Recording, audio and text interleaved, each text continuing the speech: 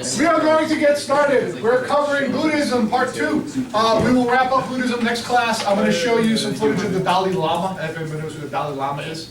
Last class, we were talking about Buddhism. I like this quote: the attachment to beliefs is the greatest shackle to be free, is to know that one does not know. So your question of what's next? You don't know what's going to happen next. Oftentimes people are afraid of the future, afraid what might happen.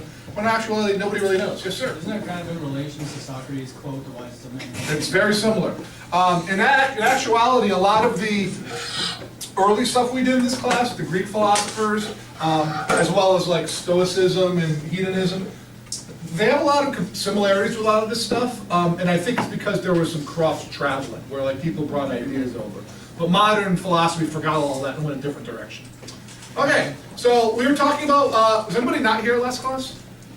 Okay. All of the classes are basically on video. They're in your folder. It says class video in there. Actually, also, I should probably tell you this. We are doing tomorrow, in fact, every D-Day until the year is over, we are doing the presentations. So it doesn't matter whose name is next. Anybody who hasn't gone could be going tomorrow. I'm literally just going to pick people. We're going to do it every D-Day until they're done, because it's not fair that some people did them and some did not. It's not a big deal, but we'll probably do 3 or 4 of them tomorrow and subsequent D-Days. But also in the folder are all the class videos if you wanted to catch the first part of Buddhism. But Buddha had a lot of lists, and he said 3 marks of existence. So he had 3 things that everybody has to face. The first, impermanence and change. I remember when I read about Buddhism, I was like, wow, I have a problem with change. Who has a problem with change? Meaning, you hate it when things change, especially when they change negatively. Okay, that's a thing, and I just have that. I think of everything I learned these philosophy, that was the one that hit me, because you love it when times are perfect, or you love it when things are just the way you want them. But the idea in Buddhism actually expresses that it's not possible to always have things. Impermanence is the word that was used. Nothing is permanent. Everything is constantly changing. So think about this right now. I would say one of the harder changes for people to deal with is in relationships, either with like male-female relationships or with friend relationships. The concept is, when you realize one day you look at the person who you thought you knew and they don't seem like the same person. Who's had that sort of feeling before?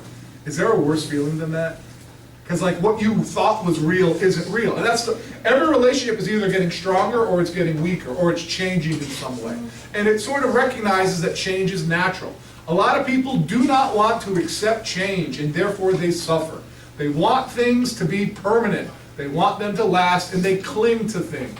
A lot of times, and being an impartial observer of kids in relationships, you see one person is definitely into the relationship, and the other one is kind of not as much into it. And what often is the end of the relationship is the person who really is all about it, starts to squeeze too hard to not let it go because they're afraid it's leaving. And when they squeeze too hard, what do they actually do?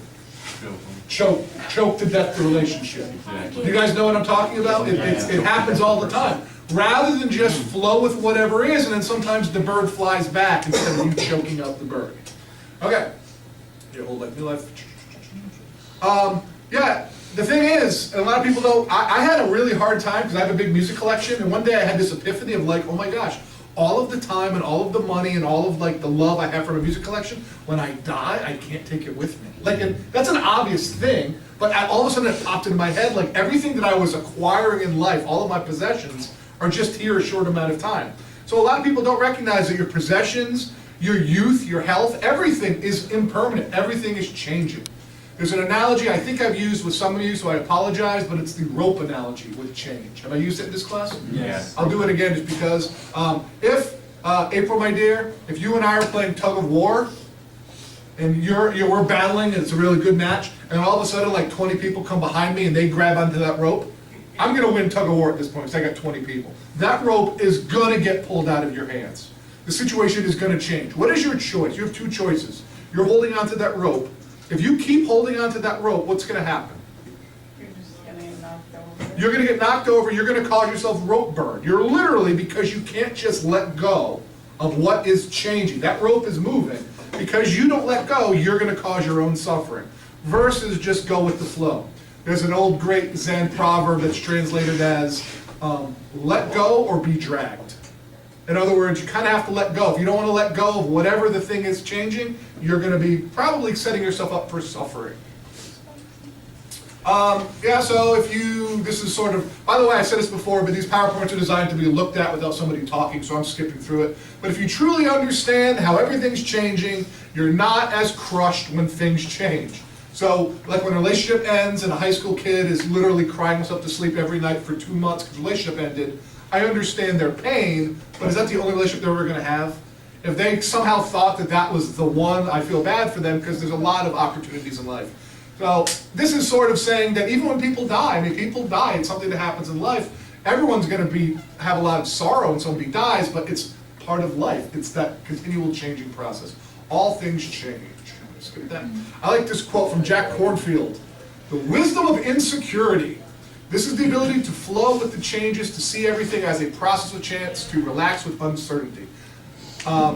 Your answer, what's next, is sort of a good way of looking at life, like what's coming next. A lot of people are afraid of the future. I'd say people who are fearful, their fear is of the future because they don't know it. They want to be able to rest on something that's solid.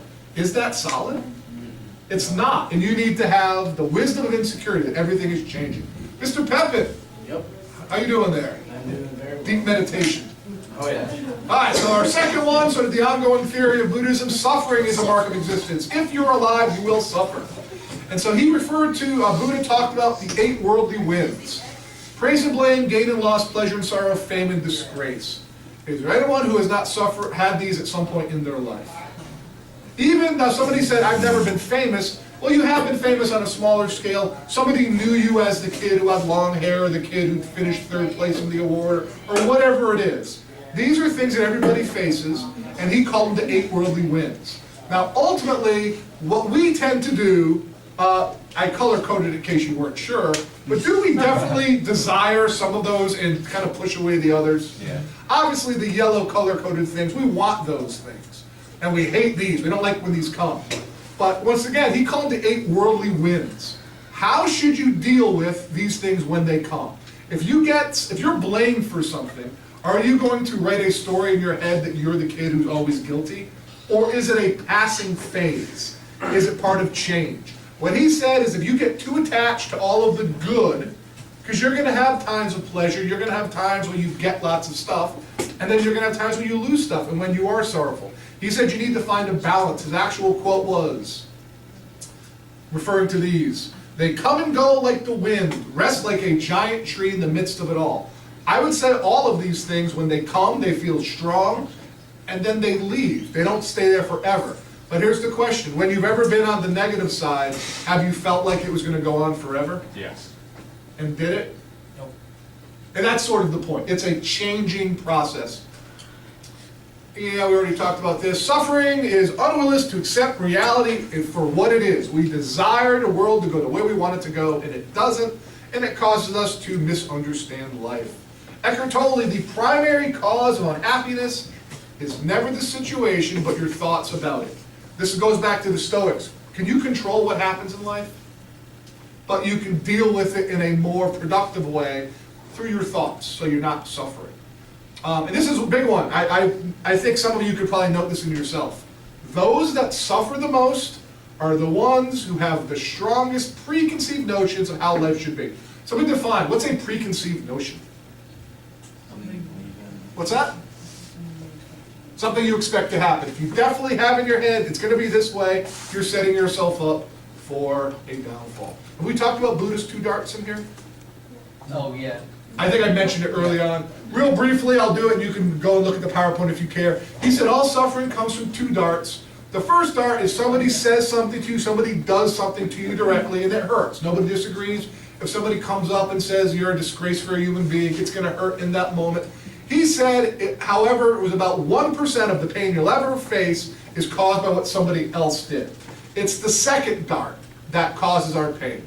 99% of all the pain you're going to suffer, all of the problems you're going to have, is how you stab yourself over and over with that second dart.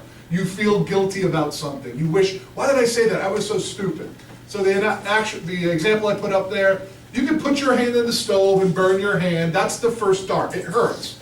But if you then go into a 3-day-long monologue about why am I so stupid, this is another example of something I do that's so dumb, why does my life always go this way, you're repeatedly stabbing yourself with that dart, you're causing yourself the pain. And that's a basic understanding that a lot of people don't have. Whatever happens, over. But we keep replaying it over and over and think about how dumb we are, how wrong we were. You are literally causing the pain, not the other way around. And here's the one most of all. A lot of times that second dart comes when there's no first dart at all. So who gets really bothered about things that haven't happened yet? Now they'll often say that the reality isn't going to be as bad as the waiting for it. Like if you've got a dentist appointment, you're going to be dreading it for 2 months, and then you're going to go, and if you're lucky, it won't be that bad at all. But those first 2 months of dreading it, you are literally causing yourself the pain. You are looking at the future, you become self-conscious about how people are looking at you. You are causing the pain by throwing second darts at yourself. It sounds so sort of repetitive or monotone that to say that you cause yourself your experience through the way you think, but it's really true. Has anybody noticed their thoughts kind of putting them into pitfalls all of the time? And you can change that, but maybe not. Another Buddha quote, happiness does not depend on what you have or who you are, it relies on what you think. The third one, no self. This is where it gets deep. All right, picture. We are like islands in the sea, separate on the surface, but connected in the deep. Now, somebody wrote a journal, and they said at lunch one day, they were talking at their table about all of this stuff, Eastern stuff, and the general consensus of this kid was that a lot of the Eastern stuff sounds kind of neat, it's stuff they can use in life, but they really don't understand or they don't agree with the idea that we're somehow all connected. Like, we're separate people, right? Yeah. We are separate, unless we're not. And that's sort of the point. Buddhism takes it to a extreme degree, saying that in fact, there is no self. It's a man-made creation of our own minds. This is one of my favorite quotes that really snapped for me. Joseph Campbell, the whole aim of Eastern religion is to shift self-identity from the light bulb to the light. What does that mean? I'm sorry, I literally just put the light bulb on for me. I apologize for the awful pun. What does that mean? So when you have a light bulb, the light bulb has a protective casing around it, and it has the light in the inside. And the light is what actually is the main purpose of the light bulb. So by removing the bulb from the light, you're exposing the light to everything. So in your analogy, I didn't take it to the protective casing, but what in the metaphor of the analogy, what is? It's you. It's you. And it's your ego. Very good. So in other words, I look at it like the thing that's real that we share is the fact that a lot of us have a light on because we're still alive. We have life pulsing through us. But what should we really put our focus on? The fact that we are alive and that's how we're connected? Or should we focus, as you put, on our individual encasement? Which I never thought of it that way. But I don't know if that makes sense for some of you. Maybe not. No self. I like that picture. Looks like Davey Herman. Yeah, that's really thrown me off. I don't know, he's got more of those. Like nobody had it. That's good. So no self is definitely one of the biggest problems. You don't have to adapt this or believe this, but it's one of the things that will throw off most people. The idea, once again, is that, the self is the ego, as you said. It's all the things you think. But think about it. Haven't your opinions about things changed, your feelings, your ideas? Over time, a lot has changed. So here's the way I heard it referred to. Has anybody ever looked at an old baby picture of themselves? Yeah. Gavin, you've seen an old baby picture of yourself? Where is that baby now? Looking at the picture, I guess. Huh? Like, I'm still, like, I'm not a baby, but, like, I'm still the same person. You're that same person. Yeah. But are you that same person? What has remained constant throughout all of that? What Eastern philosophy would say, the only thing that's constant is your awareness, is the fact that the light is on. And then one day the light won't be on and you'll move on to whatever happens after we die, if something or nothing, who knows.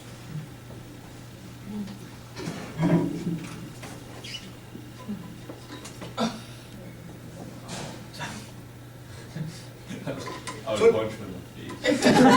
Yeah, I'd be a little mad too. Well, I mean, that's the thing. I mean, what I'm literally, or Buddhism is telling you is like, you don't exist as an individual person. Which is sort of like, what? Yes, sir? But like in the Matrix, he's like, the only way to bend the spoon is to believe that there is no spoon. Right. The Matrix, in case we didn't talk about it at the time because it didn't make sense, but both The Matrix and Truman Show have a deep Eastern philosophy tilt in terms of the illusion of life. So think of Truman Show where he thought life was all on an island, but it was an illusion to him, and then he hits the wall and he realizes there's something else. In The Matrix, there's two levels of like what they actually think, and then after he takes the blue pill, he goes on to the real world. That's the illusion thing taken a step farther. Okay, so the deal is, once you think that you are separate, that you are somehow not connected to anything else, that's when you create a separation, and that separation causes you to suffer. Here's another quote from the Buddha. In separateness lies the world's greatest misery, in compassion lies the world's true strength. If you go around and think, I'm all alone, well then you are, because you're setting yourself up to suffer in the way you're looking at life. But that's not necessarily how it is, according to the Buddha. So, if we're not separate, what are we? We are interconnected to everything. Does anybody disagree with that? That we are interconnected. Everything that exists in the world is interconnected. You disagree with that? You do? Why?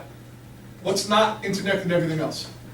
I'm not connected to that phone. Well, not that. No, but like, I'm not connected to ISIS. I'm not connected to the person in. Christian's not connected to ISIS. Nope, no sir, you have me on record saying that. Okay. Oh. So, I know that this quote, I don't know if it really applies there, but I think it's kind of neat. A lot of you, I often say, like, I don't believe in coincidences. Does anybody get a lot of coincidences, like things just kind of weird? I personally think there's something else there we just don't understand because of our mindset. But this is Deepak Chopra. Don't simply dismiss a coincidence and let it drift away. Life is totally interconnected. These unusual things are simply connections that surprise you because you aren't used to seeing life except in fragments. And when you begin to piece it together, you see the coincidence. So, here's the idea of how we're all connected. He had a theory called dependent origination. And it basically says that nothing exists independent of everything else. Independent of everything else, meaning you're connected to other people, obviously in terms of the way you even exist. You're not necessarily connected to that phone, but you are connected to other things that if you were to connect them on through, would be connecting to the making and the using of phones. Literally everything is mutually dependent on everything else, and it follows the cause and effect. And this is sort of bizarre. So, bees. Have you ever seen, can bees exist without flowers, or can flowers exist without bees? No. They are not the same thing, right? A flower is a flower and a bee is a bee, except are they interconnected? They can't exist. Now, have you guys heard, it's often ascribed to Einstein, I don't know if he actually said this or not, but this quote, if the bee disappeared off the surface of the globe, man would have only 4 years of life left, no more bees, no more pollination, no more plants, no more animals, no more man. Have you guys heard that before? Yeah. And there actually, some of the species of bees are going extinct right now. Not all of them, but some. You think this is true or not true? It's true. Sergio says it's true. It is. It's not true. It's not true. Sergio is right. Here's the actual phenomena. Bees pollinate 70%, 70 of the 100 major crop species of the world. So without bees to pollinate those plants, the plants die. And if the plants die, any animal that eats the plant dies, and then ultimately we die because there's no more animal or plant you have to eat. Because we're connected to the bees. In that bizarre way, is that true? If there weren't, I mean, as weird as it sounds, like, I hate spiders and like creepy crawler things, but those spiders and creepy crawler things, the fact that they exist allows the soil to stay fertile, allows crops to continue to grow. If you somehow were able to snap your fingertips and make every spider go away off the planet, we wouldn't be too far after. We're connected to almost everything. And that's sort of a bizarre, I mean, scientifically you understand this, but a lot of people, that's not true at all. So, here's the hard, this is, what's that? What about mosquitoes? What about mosquitoes? I don't know, I would live a long, happy life and never get bit by a mosquito again, but I assume mosquitoes do something which is productive to the universe. Prey. What's that? Well, there's lots of others too. Oh, okay. Also, the religious I side. can't, I mean, like ticks, I obviously have a personal issue with ticks, but everything that exists has its purpose. I don't know that we understand it all, but things are interconnected. No, their purpose is that they're Except the big concepts in Buddhism is the concept of emptiness. They like emptiness. So here you go, emptiness, and I was going to use your quote, but I went back with my quote. Emptiness is the way that they say you should look at life. Empty. When you look at life, add nothing to it, take nothing away from it, just look at what happens, it is what it is. A thing is a thing, not what is said of that thing. Do you notice when anything happens, when any event happens in life, like as you're saying, what's next? When something new happens, we immediately have been trained to process it, make it into one word, process it, and basically think about it, have opinions about it, like it, dislike it, fit it into our particular ideology. You guys understand that? Everything that comes in, we make a positive or negative connotation. They believed in trying to approach life with emptiness. What does that mean? As things happen, we're going to make sure that we stay empty of the stories, the thoughts, and the judgments that we usually add to any experience. That's not saying, oh, I'm empty, I don't understand it, if I put my hand on the stove it burns. You still understand those things. But as new things come in, how often do we, first of all, when we talk to people, how often do we just wait to talk rather than actually listen? That's step number one. But step number two, are you actually listening to what they're saying, or are you drawing little stories in your head, little pictures, little likes and dislikes, adding on, sort of like reading between the lines? You guys recognize you do that all of the time. You create something that's not there. Like if you take a lot of offense, who here gets like offended by things kind of easily? Nobody? Used to? Used to a lot? Angie, do you get offended by things easily? Now here's the issue. Angie, I don't like you here.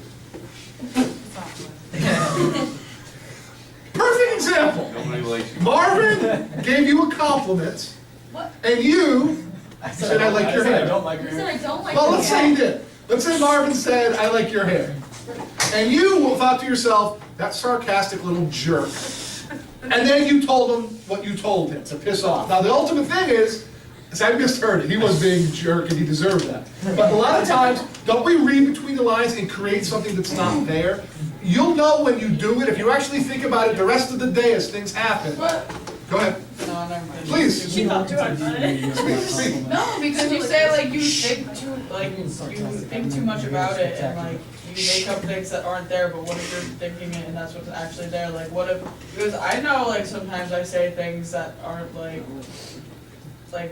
that I'm kind of mean, so sometimes people can think what I'm saying is mean and they may or may not be right.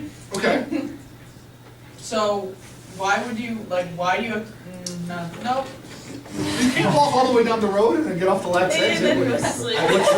What's your final point? I don't know. Is anybody able to do this? To just take things on surface level? Here's a Bruce Lee quote, the usefulness of the cup is its emptiness. If you're, let me explain it this way. Using the whole concept of mindful or mind full of stuff. If your mind is full of stuff already, and whatever's happening in life happens, are you able to truly see what's happening? If your mind is already full of, now I have lots of anger because of what happened earlier in the day, and I'm just steaming, and then someone says something and you don't actually see it for what it is, you flavor it with the anger that's already in your head. That's what it's trying to say. So they tried to always go back to the point of emptiness. In other words, you're always that open cup. And so that when stuff is poured in, you can embrace what it really is, not coloring it with your own sort of previous sentiments. Yes, sir? It's like those karate movies and stuff that have a lot of philosophy behind them, where like a master will refuse to teach the pupil at first, and then they'll say a quote like, "You can't fill what's already been filled." Yes, that's exactly what it means. I did that thing with the T the first day of class. That's exactly what it means. You need to empty yourself of every. This is hard, especially because you guys are all full of opinions and likes and dislikes, and they would say you're missing life because you're already full of what you think you know, and they would say a lot of it's not true. So here's taking a step further, Dakota.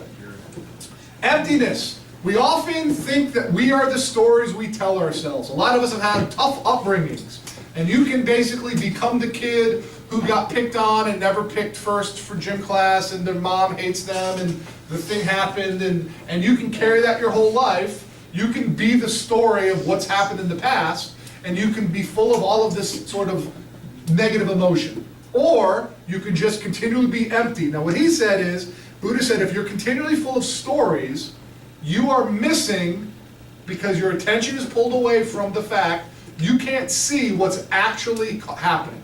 What is actually happening when you suffer? What is the actual cause of your suffering? Is it what's happened to you? This is the part a lot of you will not like, which is fine. But Buddha said, the more you get involved in all of these stories that you carry along with you, the more you get distracted about what is the actual cause, and the actual cause is I and mine. If you go through life and you keep thinking something happens and you're like, well, how come I didn't get first place in the PEMA contest? That's just, my question was so much worse than them. Why didn't I get a better question? And you're telling yourself a story.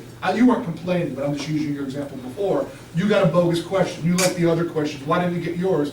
All that happened is you got a question and you answered it. And then you second-darted yourself and you made a whole story about how come I didn't get the question I wanted, and that's why you're suffering. Instead of just saying, that's the question that I got. And it sort of, it separates the way we think from life. And if you figure it out, that without I, there is no suffering. And we disagree with that? There's this cartoon, it's sort of like lame, but it's actually exactly true. He says, first remove I, that's ego, then remove want, that's your desire. As long as there's an I, there will be a suffering. As long as if you just go through life and just, obviously you need to feed yourself, you need to have, connections with others, you need to have relationships, you're not going to become like useless. You're going to do everything like you did before, except you're not going to have lots of thoughts about I want this or I didn't want that or whatever it is. Good morning, sunshine! Oh boy, is your sister coming too? Yeah. You guys are doing it every third day rotation, right? No. Is that what it is? So ultimately, Buddhism wants you to be empty of all of those attachments to your views, stories, and assumptions. If your mind is empty of all of these negative emotions, then you no longer have all of the negative emotions that go with it. This is a lot harder to do than it sounds, and a lot of you, I know, immediately have disregarded it, Mr. Pepin especially. But Mr. Pepin, what do you suffer with right now in your life? Is there anything that bothers you? That I have to leave my family and everybody I know in like a couple months. That's a real thing. Yeah. Now they would say, that's bothering you now, in a couple of months what you know you're going to have to do. But you're going to do it, and it's going to be for the best for you, that's your path that you're taking. And so instead of telling yourself this story about how you're letting your family down because you're not going to be there, and you're, not that you're telling yourself that story, but whatever story it is you tell yourself that has the I in it, that's where you torture yourself. If you just stay in the mindful moment that what I'm doing is for the best for me, I do. that's I fine. haven't But, even got on the subject that but every once in a while you hear that voice. Well, yeah, I hear like my family talk about how much they're gonna miss me, how much I'm gonna miss out on, but I try to just do the whole in one ear out the other thing, and just let it go through. Just forget about it. You can't win them all. Yeah. No, you really can't. Now, maybe others of you maybe don't handle it as well as Mr. Pepin does, who's able to just easily fall asleep at moments, because he's so free of all desires or I was worries. meditating. Don't interrupt. He was meditating. Channeling this. Okay, so the concept is to empty out your mind of all the stuff you've been carrying around forever and just embrace each moment as a new I don't moment. want to turn into that thing. Oh, here we go. I'm gonna skip the deep stuff. Oh, You want me to do it? yes. It's gonna break most of your neck stuff. Next, not brains, next, like. Well, I'm going right down to, Never know your spinal so cord. just to restate, Okay. this is Buddhism at its deepest. To restate, everything is interconnected, everything is cause and effect. Here's the deep part. This is something that Buddhism comes up with, which talks about dependent origination. You don't need to worry about it, but the part in the red is how they explain that as soon as you have consciousness, which you're conscious of stuff, then you begin giving a name to things that you see, and your senses begin to see those things, and then you begin to touch and feel, taste, and have contact with the things in the real world. And as soon as you do that, then you begin to get feelings about whatever it is, and then you crave more of whatever feeling, or crave less of whatever feeling, and then you cling to stuff as it leaves, and then you go through this whole process over and over and over, birth, death, suffering, and that's the cycle. And they said all you need to do is stop looking at the world with lots of consciousness and lots of name and form and lots of senses. Now, what does that mean? It means to look at the world as a experience to go through, but as long as you're not, if you're content with whatever happens, rather than clinging and craving, you'll have a better life and it reaches nirvana. But the idea is, this is the deep part, they don't believe in like heaven, they don't believe in hell, they don't believe in gods, they just believe that you take form as soon as you basically go down this path. As soon as you start craving things, you'll always continue to exist. So I don't know if that was deep or not. All right, here's stuff that you can actually apply to your life. These are concepts that are heavy in Buddhism. Loving kindness, it's actually one word, and compassion. They said that you need to develop these things to go through life. So instead of being like, I, if you put this out in the world, this will come back to you. It's basically the way we should act towards all living things, including ourselves. Who is pretty tough on themselves? Okay, why? Why, Jillian? Just because I don't think I'm as good as other people. Okay. Now you know you're wrong, right? Well, I don't tell myself that. Okay. Who else is a big critic? Mr. Roy, are you a big critic of yourself, or you just roll with whatever happens? Just go with the flow. Only Ned Fish goes for. Dude, what a Marvin, I like that. Here's a story. That was Jack Goldman right there. That was a quote. That was Jack's line? That's Jack's quote right there. Now you're quoting Jack. He's right there. That's why I pointed to him. He pointed me, I pointed him. Oh, it's where you guys are interconnected. We Okay. are. Here's a story. It's a Indian story. I don't know if it's. I believe it's Navajo. But what's that? There's a grandfather dealing with his son, and his son is a Native American. They're both Native Americans, quite obviously. And the son is kind of like sour that he's realizing the history of the country in terms of they used to own the country, and then they had all the land taken, and they're on reservations, and et cetera, et cetera. And he's basically complaining to his grandfather, and his grandfather tells him a story. And he says, I know how it feels to carry anger to others. He goes, it's kind of like, inside of me there are two wolves. There is a white wolf. The white wolf is a pretty mellow wolf. He doesn't take offense if there's no offense intended. He goes through life. Now, if he has to fight, he fights. He fights in the right way, but he's not full of anger. He's basically just a good wolf. But I also have a black wolf inside of me. The black wolf is full of anger. It will fight anybody about anything. It just goes on and on. It's really evil in a way. And he said, it's a problem because they're both fighting over my spirit, and only one will win. And then the kid says, well, which one is going to win? Because the story kind of ended abruptly. Which one is going to win, Grandpa? And he said, whichever one I feed. What does that mean?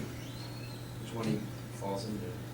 Which one he falls into? Yeah, like he feeds into the anger and the hate and stuff, the black wolf, or then just stays mellow and content and just happy and going with the flow. Does anybody not have, I mean, it's a forced analogy, does anybody not have a couple of sides at least to them?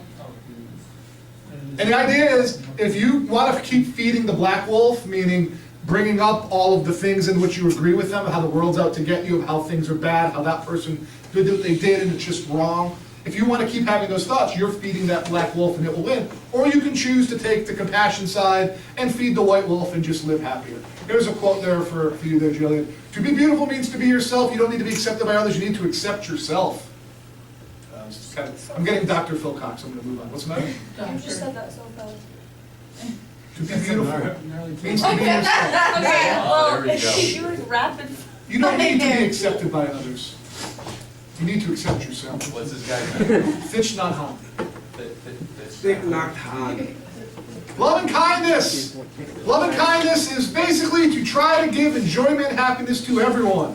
To extend goodwill, care, and consideration to everything that exists. This is pretty hard. I asked you beginning of the year about I asked you about something called the circle of love. And the circle of love, I was talking about how, meaning of life, you want to have a good connection with your family, and if you're with your family and they're happy, you're happy. And I said, how big do you extend that circle of life? Does it include everybody who's in Plainfield? People are like, no. I'm like, how about everybody in the country? No. How about the world? Hell no, not everybody. Loving kindness is just basically trying to say that you should extend care to all beings. And here's the concept.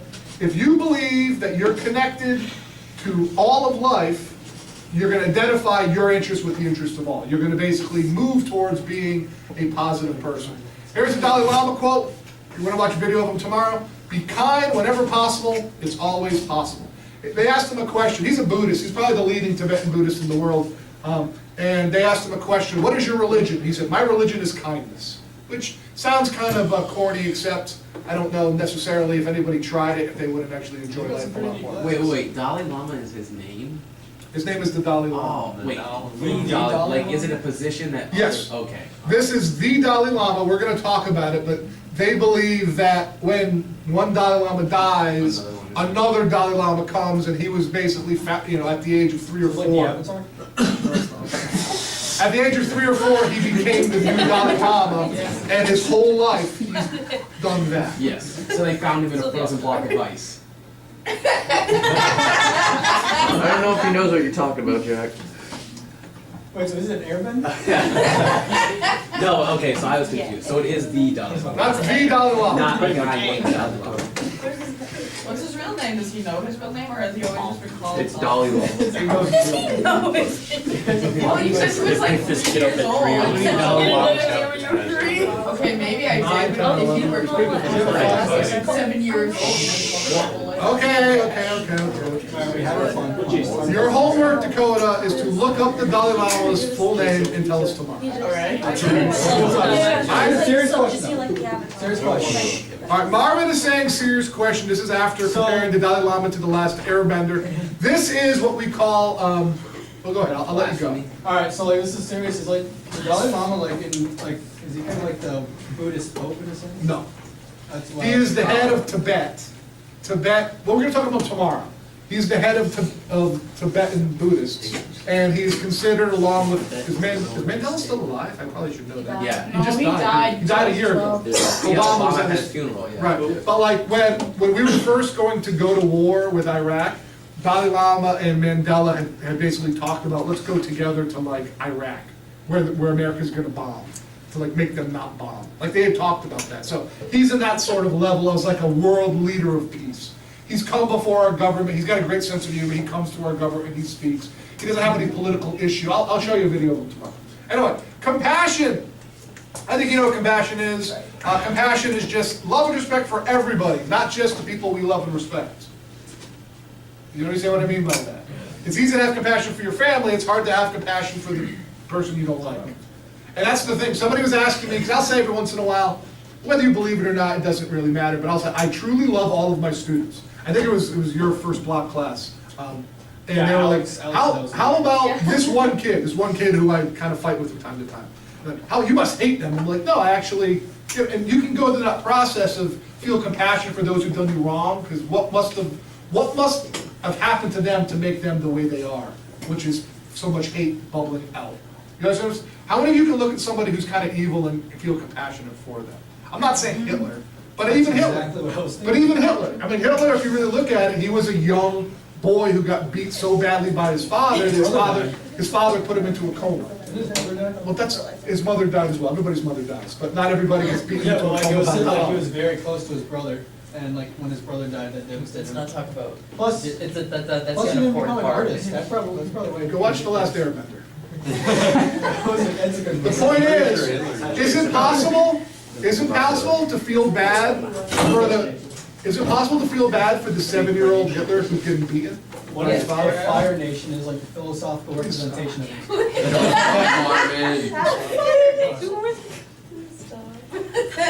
I don't, She got Oh my god, that was really funny. Mom, I'm gonna tell you a I'm story. being serious though. I feel there's a deeper meaning to like that show than people realize. Marvin, you're still talking. I can see it. Tell me your story. No, I'm done with the story. Buddhism in review. You're missing out the starfish story. All right, so here's what, if you kind of suffered through or enjoyed the PowerPoint, here's the main concepts of Buddhism. First, Buddhism is trying to give you answer to life's questions. So by looking at life differently, by not desiring, by not making the I so large in your stories, you will suffer less. You can try it out on your own, see if it's true. They felt that if everybody realized they were interconnected, we would have love and kindness and compassion for all, and the world would be much better flowing, so to speak. Acceptance and non-resistance. What does non-resistance mean? Non-resistance to what? What? To change. Non-resistant to change. Non-resistant to the way the world is turning up. What's next is a great sort of concept. And if you're aware in your mind, you're basically, you try to just go with the flow. You actually use that line? Dead fishes? Oh yeah, only dead fish go with the flow, which is like sort of weird because like the flow is cool, but I don't know. It was just a thing. You're just gonna make your own current. And finally, one of the concepts, superficial and frivolous, that means pointless desire. Yeah, question? That's my thing. Oh, you're stretching. Superficial and frivolous desires. You guys know what frivolous means? Kind of like pointless desires. They only bring suffering and empty happiness. Here's a story. Here's the story. So Nasruddin was begging on the street, and I don't know why or how or why, but this like saint slash god slash who knows what the heck he was, but somebody with all these powers came up to him and saw Nasruddin begging, and he went and this guy had all powers, and he took his finger and he pointed at a little pebble on the ground next to Nasruddin, and just like that, boom, it turned into a piece of gold. And Nasruddin looked at it, and then the saint guy thought he would be all excited to have a piece of gold. But Nasruddin just kind of went back to just doing what he was doing, which is looking miserable. So the saint guy was like, it's kind of funny how this human isn't appreciating what I gave him. So he took his finger and pointed at a larger rock, and boom, just like that, it turned to gold. And he picked it up and he handed it to Nasruddin. Now Nasruddin looked like outright disappointed, like he was really kind of sour. And he's thinking, the saint's thinking, what the hell is wrong with this guy? There's a big boulder over there, and he points with his finger, boom, and turns the whole boulder into an enormous ton of gold. Now Nasruddin looks downright like really angry, and the saint and him are having this eye-to-eye standoff. And Nasruddin said, "That's it? That's the best you can do?" And the saint is like, "Are you kidding me? I've turned 3 pieces of gold for you. What could you possibly want?" And Nasruddin says, "I want your finger." The point is, his stories are like kind of corny at times, but the point is there always something else we want? Are we ever satisfied? Is anybody? Oh, okay, I see. He's just mad because he doesn't have the ability to just change stuff in the way he wants. Right. I think that's So why is Buddhism becoming popular? One reason it's becoming popular is, if you kind of go back to that last story, in societies like ours, which are based on happiness through accumulation of stuff, a lot of people realize that's not enough. You probably haven't gotten to that part yet, but when you realize it's kind of not enough, then maybe Buddhism makes sense. And in general, psychologists have realized that, and actually a lot of psychologists will do Buddhist principles within their teaching, because Buddhism basically gets you to get rid of desire by how you look at life.